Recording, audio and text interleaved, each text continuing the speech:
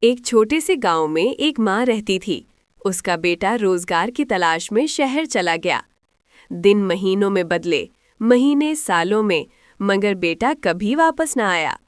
ہر روز وہ ماں اپنا ایک پرانا صندوق کھولتی اور اس میں رکھی اپنے ابو کی دی ہوئی قرآن پاک کو نکالتی۔ قرآن کھولتے ہی کمرے میں عجب سی خوشبو پھیل جاتی۔ وہ آنکھوں میں آنسو لیے تلاوت کرتی اور ہر لفظ کے ساتھ اپنے بیٹے کو یاد کرتی۔ ایک دن اچانک دروازے پر دستک ہوئی۔ ماں نے دروازہ کھولا تو سامنے اس کا بیٹا کھڑا تھا۔ چہرے پر تھکن تھی مگر دل میں سکون۔ بیٹے نے کہا، امی میں رستہ بھٹک گیا تھا مگر قرآن کی وہ خوشبو جو آپ کے دل سے نکلی ہے مجھے کبھی راستہ نہیں بھٹکتا۔ زندگی کے اندھیروں میں بھی قرآن اس کے لیے روشنی بن جاتا ہے۔ اگر آپ بھی چاہتے ہیں کہ دلوں میں ایمان کی روشنی قائم رہے تو اس ویڈیو کو لائک، شیئر اور سبسکرائب کرنا نہ بھولیں۔